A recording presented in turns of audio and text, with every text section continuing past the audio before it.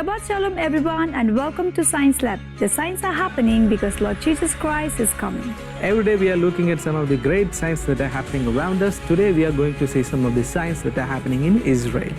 On April 21st, 2020, the Jewish nation of Israel observed the National Holocaust Memorial Day, and it is called Yom HaShoah in Hebrew. In this episode, we are going to know what the Holocaust is. The Holocaust was Nazis' attempt to murder Jewish people, first in Europe and ultimately everywhere in the world, if they could, based on their racist, anti-Semitic ideology which saw the Jews as an ultimate evil. The project the Nazis undertook regarding the Jews began in 1933 in their search for a solution to the program that they saw regarding the Jews, and progressed through various stages and developments right until the end of the World War II in 1945.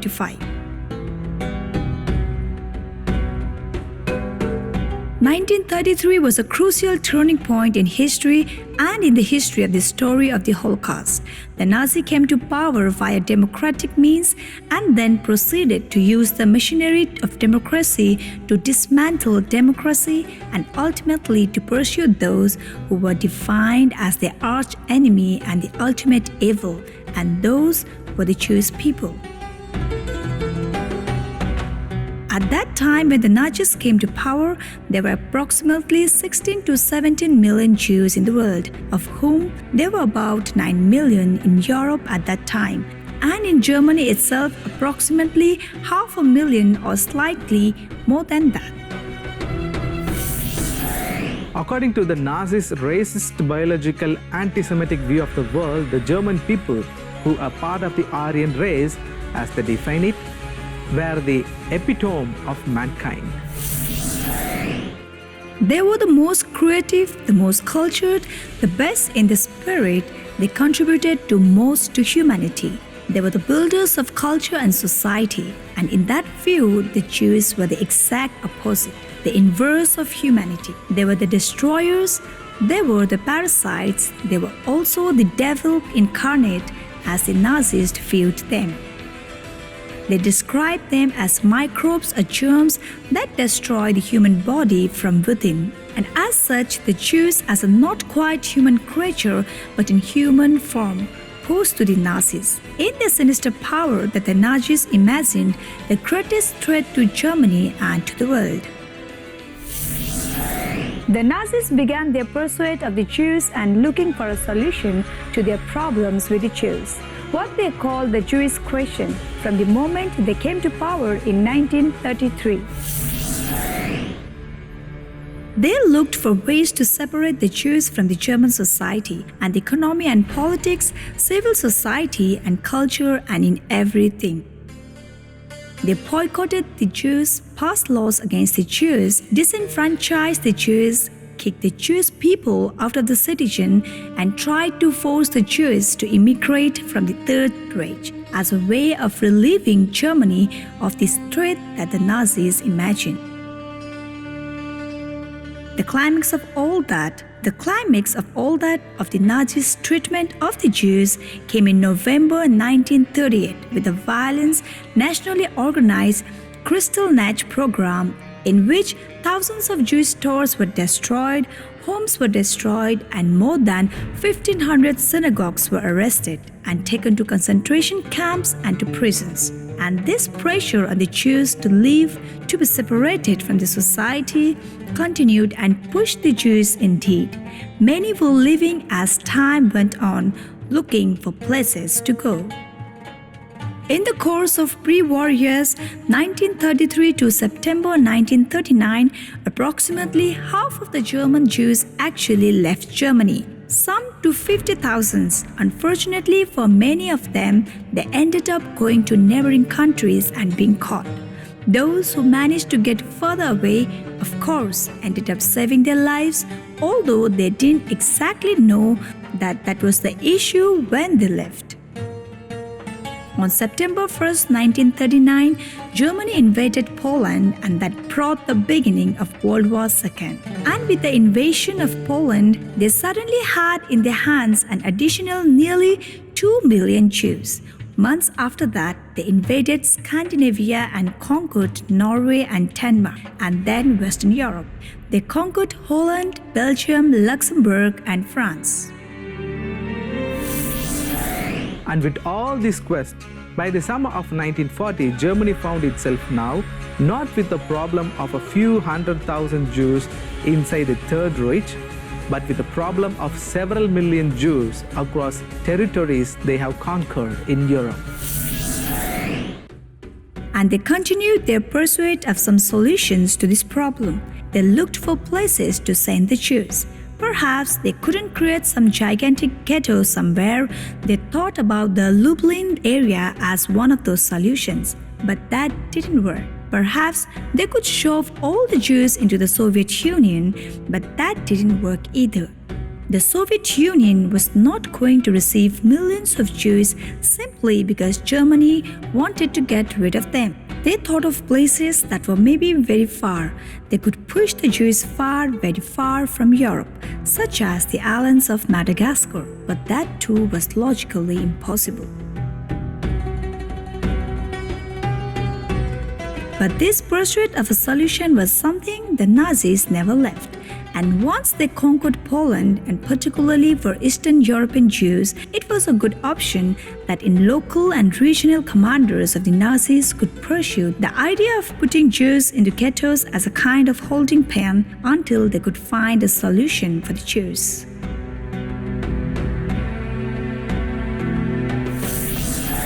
So far, we were seeing about the signs happening in Israel.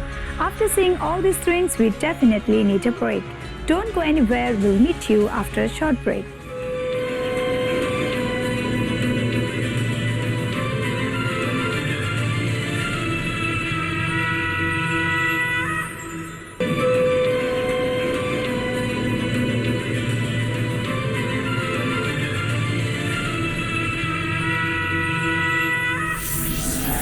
Welcome back to Science Lab. The signs are happening because Lord Jesus Christ is coming. Before the break, we were seeing about the signs happening in Israel. Let's continue. The best place to both remember and learn about the Holocaust is Yad Vashem, back in Jerusalem.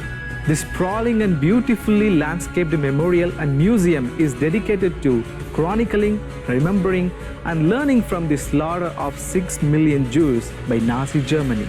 School groups visited heads of state and soldiers all brought here to appreciate what Holocaust means to the Jewish people. The museum artfully tells the story. While working their way through the thoughtfully laid out exhibit, visitors struggle to comprehend the madness and of the scope of that nightmare. The Hall of Names is designed to give every Jewish victim the dignity of simply living, named and recorded. This archive aspires a catalog and therefore remembers each of the 6 million victims. Yad Vashem also celebrates the creation of modern Israel. It shows the spirit of Zionism, that determination of those who came both as concentration camp survivors and refugees from Europe to forget a state for the Jewish people. Photos of the first settlers show early Zionists returning of their historic homeland, starting as a trickle in the late 19th century and becoming a flood after the Holocaust.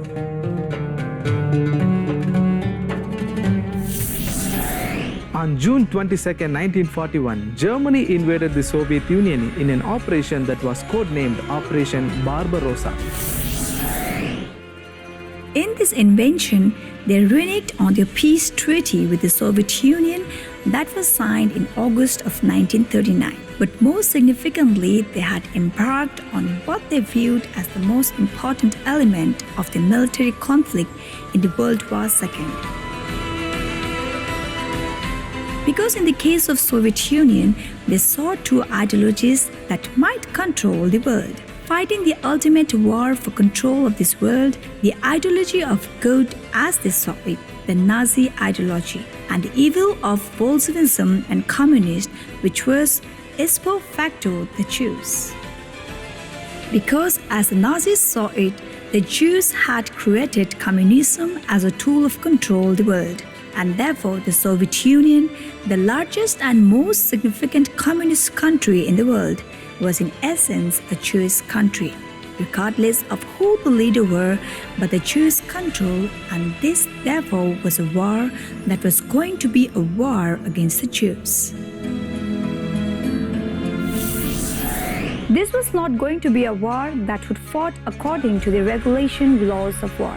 Ultimately then, this was a war that was going to include massive murders on a scale unknown in history before that. As soon as Germany invaded the Soviet Union, special murder units of the SS and the German police entered and began murdering primarily Jews, and also various communist officials and so on. But their main target was Jews. But by the end of 1941, in that first stage, the first 6 months of murder, they had already murdered 800,000 Jews or even more. But the murder expanded gradually, beginning in the second half of the summer of 1941, with discussions inside of Nazi Germany about bringing other Jews into the picture of murder. Because as Germany now looked around and saw that they had even more millions of Jews under their rule and that was nowhere to send them and there is no other solution, they felt themselves ironically trapped, and now they had to deal with the problems of so many millions of Jews. And they determined that the only solution to this problem was to kill the problem. But it was a process to reach that decision. They began discussing including the Jews of the Third Reich in the murder, parallel to the murder in the Soviet Union. Their ally, Romania, began murdering Jews on their own in territories that Romania controlled in Romania and the Ukraine. And particularly inside of Poland, one SS general named Otylo Klobuchar began organizing plans to murder the Jews of the areas of Poland where he had influence, which included more than 2 million Jews. And that became later on what was known as Operation Reinhardt. Parallel to that, experiments began at the end of the summer of 1941 to design gas vehicles, lorries or vans into which you could load several dozen Jews, drive around for a few minutes and kill them. They experimented with a number of prototypes until they reached the correct model, and then they began using that model in various places, but primarily in a new camp that was constructed in November of 1941 and opened on December 8th of 1941. That was Chelmno. And parallel to that, the experiment with a different kind of gas at the concentration camp was also known as Auschwitz. And in early September of 1941, the first experiment using Zyklon B, the prussic acid, which was a pesticide for agriculture, was being adopted. And the experiment was found to be successful enough that they then embarked upon improving on the model and looking to build gas chambers that would use that method of gassing. And therefore, we have parallel developments during the course of the second half of 1941. Massive shooting, gas vans, murdered in other places, planning on bringing Jews from all over Europe into a murder area that were being prepared and murdered by the exhaust of engines, Operation Reinhardt, being planned by Klobuchar. All of this coincided by the end of 1941 became the final solutions to the Jewish questions.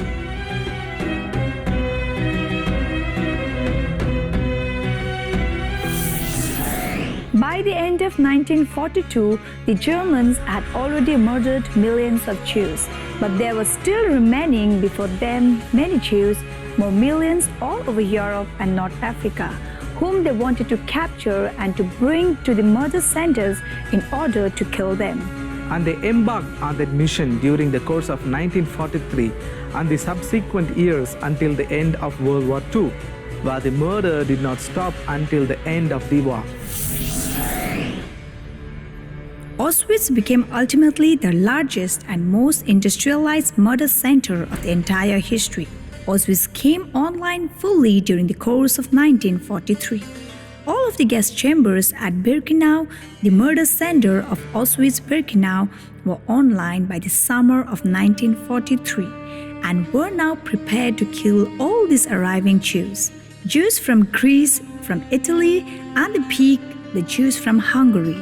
In the course of the spring and summer of 1944, some 437,000 Jews from Hungary were brought to Auschwitz, and nearly all of them killed upon arrival in a period of just 8 weeks.